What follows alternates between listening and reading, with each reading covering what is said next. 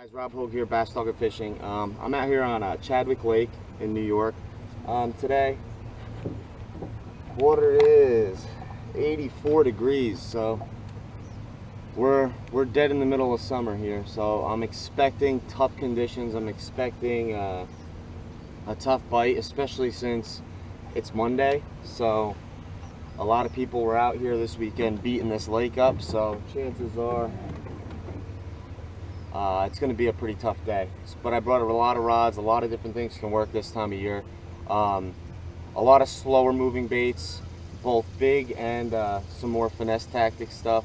I do have a frog on because there's 6 different types of vegetation in this lake, but we're just gonna pretty much junk fish, just try a little bit of everything, and hopefully we can start focusing in on what these fish want, and we'll run with it. So stay tuned, hope you enjoy it. Well, I'll try to give you tips throughout the day. We'll see what we come up with. Thanks.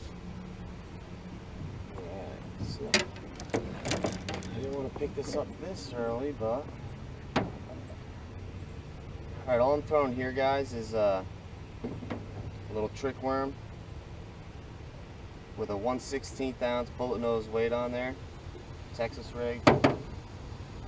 It's a smaller profile, so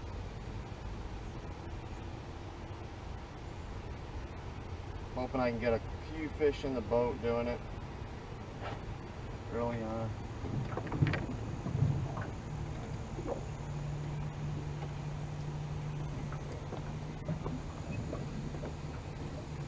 Sometimes that subtle action of that straight tail worm is the difference. But you know, other times they want a lot of action when the water's warm, but you kind of just have to figure that out as you go.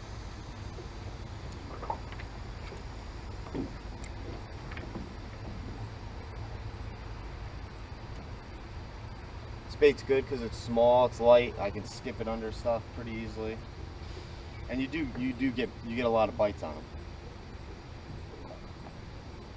That little bit of weight, I just wanted it a little bit faster rate of fall, because these are floating worms. So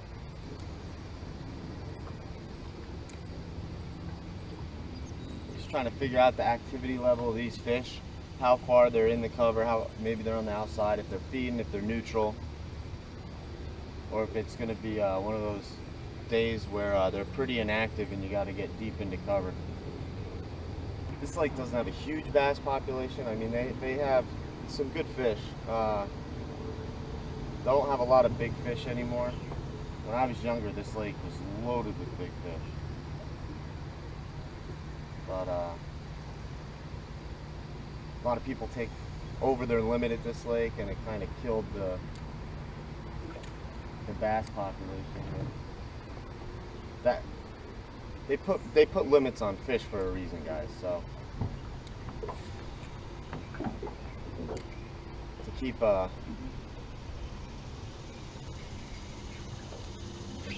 lake there. There's one.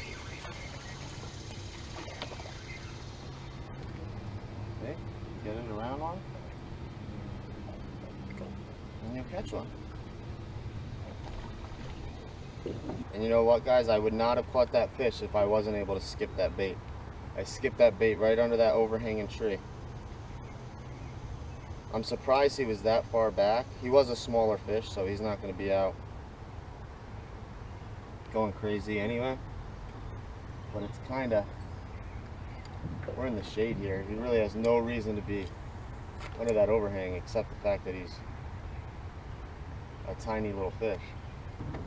I'm fishing a 7-foot medium action Abu Garcia Veritas 2.0 spinning rod.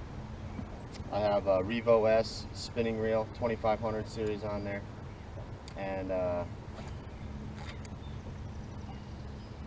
throwing 12-pound P-line TCB X-braid as my main line, and then I have an 8-pound test fluorocarbon P-line 100% fluorocarbon leader. And I'm kind of just popping this bait along until something grabs it.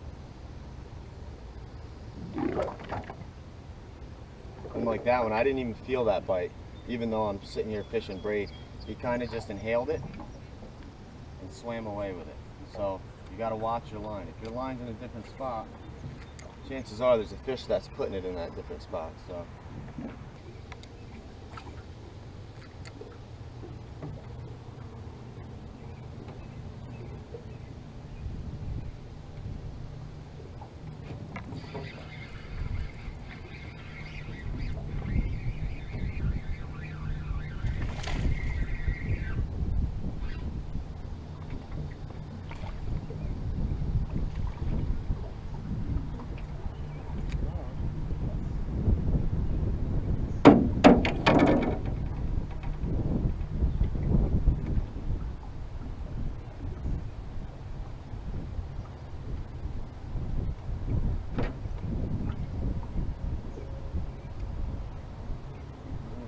No.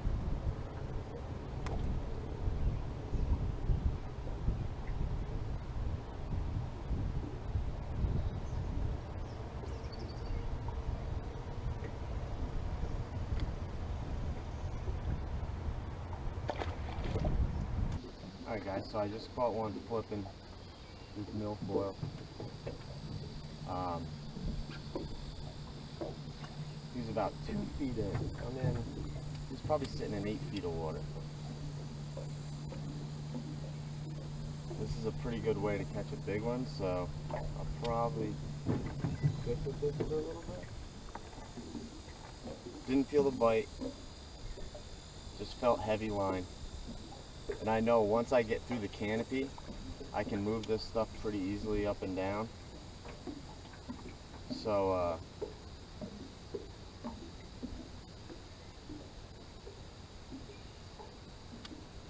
if I start to do my little pop and it's not moving, there's a fish on there, so just set the hook and wait and see. I bought some ochos. This is a blue crawl ocho. I love the blue crawl color in rage crawl. It's one of the few rage crawls I use. Because I do like the Zoom Super Speed crawl, but this color is killer on some lakes. So I picked up a pack of the 5-inch ochos just to see how they would, because I just started this year flipping a stick worm like this. And I've had a day a couple weeks ago on this lake. But that's all I could get him to bite, really. So.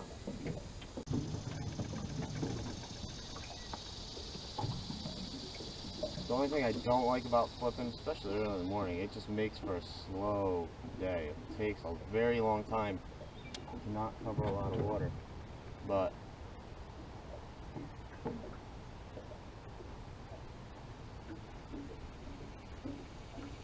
if I find I'm catching better fish, then that's what I'm going to do.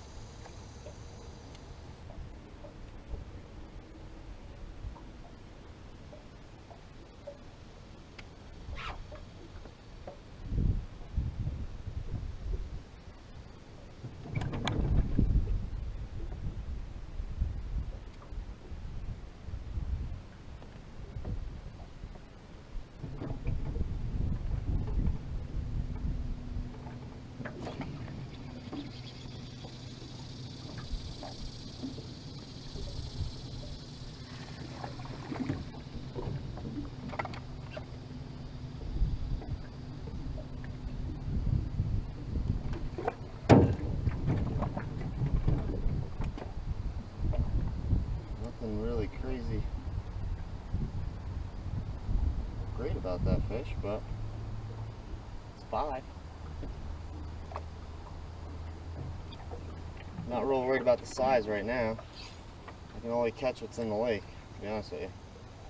A lot of people get worked up about size. Trust me, I like to catch big fish, and my goal is to always catch my 5 biggest fish, but sometimes you just got to go out and have fun, especially if you're young and you're just getting into fishing. Don't put so much pressure on yourself that you have to catch big fish.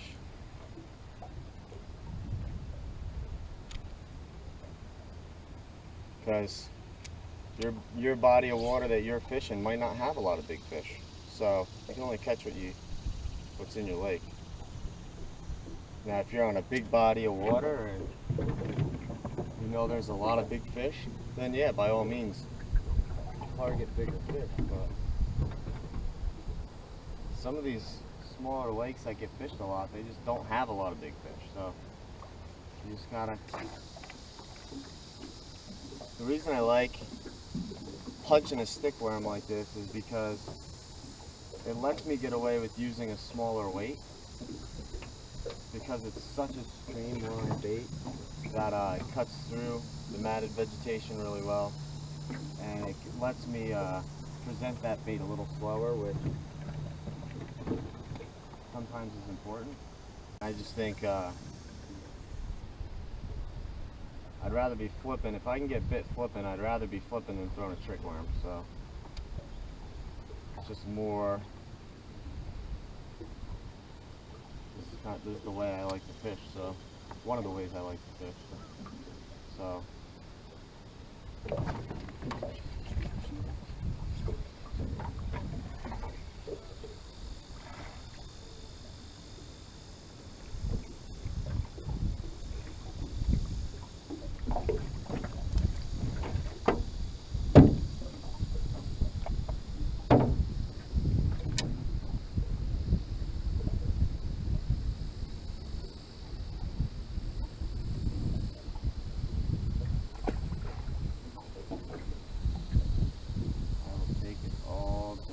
Blue crawl color is a killer color on this lake.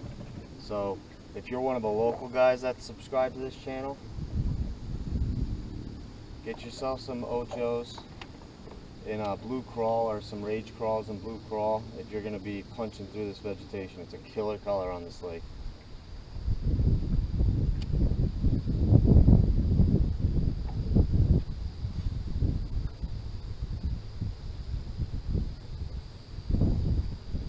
Well, at least today and last week it was. I don't know how it is on the, I know it's working on the milfoil. I don't know how it's working on the water chestnut and the lilies yet, but we'll find out.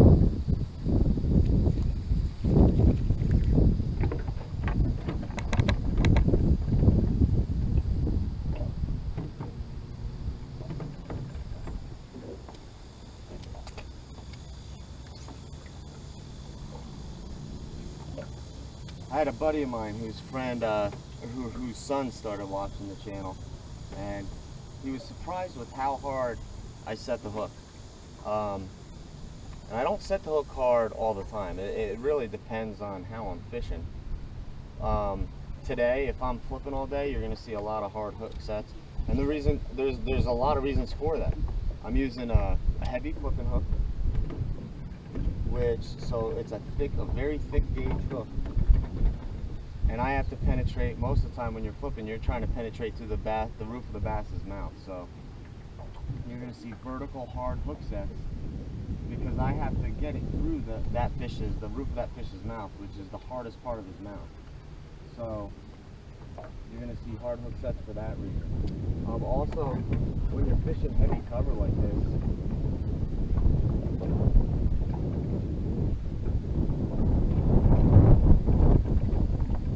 also, another reason for the hard hook set today, because when you're fishing heavy vegetation, you're trying to get that fish away from that cover. So with a hard hook set, I can get him higher.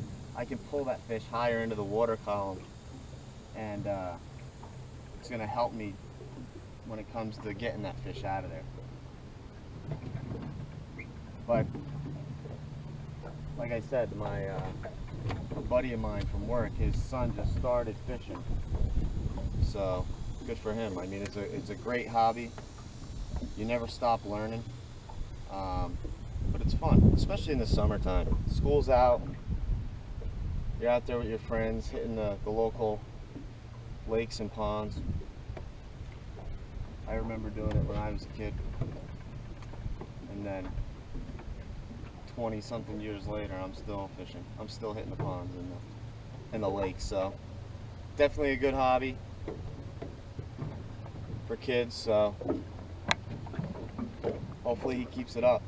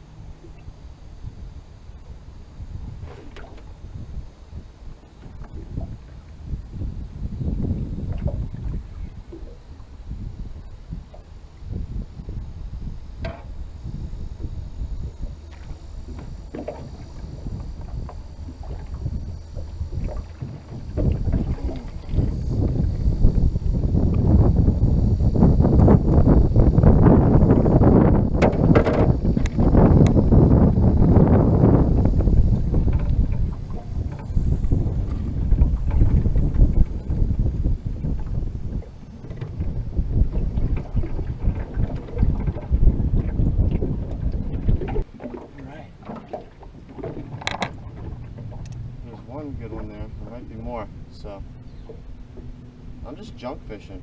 I'm not doing. I'm obviously going to spend most of my day flipping, but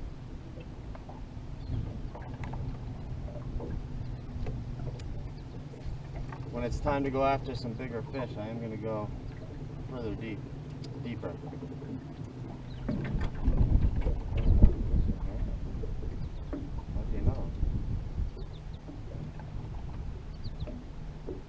There's one there. There might be more.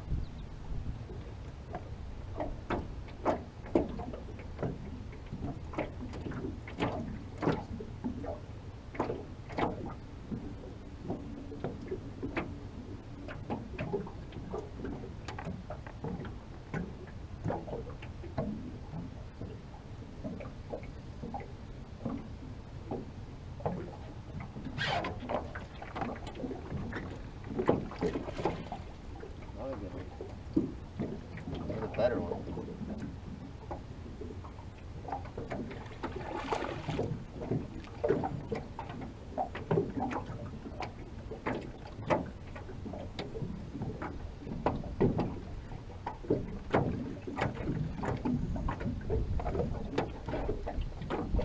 Ooh, he was. That's a better one. Can't beat that, guys. Down this little lay down. A little bit deeper water. I'm just slowly working this. I have a 10.5 inch zoom Ol'Monster black or blueberry worm on there, and I'm just working it very slowly back to the boat. Just kind of dragging it like you would a football head jig. Dragging it 3-4 inches. Every once in a while, if I feel a piece of cover, I'll pop it over it. Let it sit. It's bad. I want that bait to fall straight down. So I give it a little bit of line, let it fall straight down. Watch my line. So I see it's at the bottom.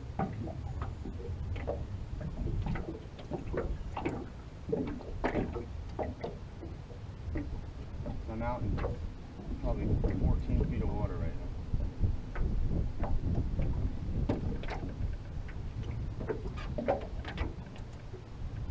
And I think what's making the spot so good right now is I have current coming across it. The wind's blowing and blowing this current across it. Working this bait real slow.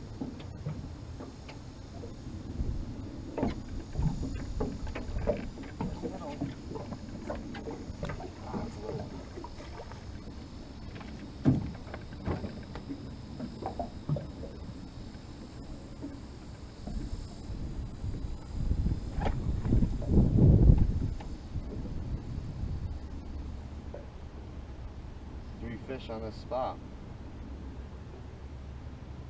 9 fish total. 2 good ones. So Hey guys, so I wanted to give you guys a rundown, kind of to wrap up the video today. I ended up flipping the rest of the day and actually did a separate video just on the flipping portion. But I started out getting bites today with the trick worm. The color I was using, I already talked about the rigging a little bit.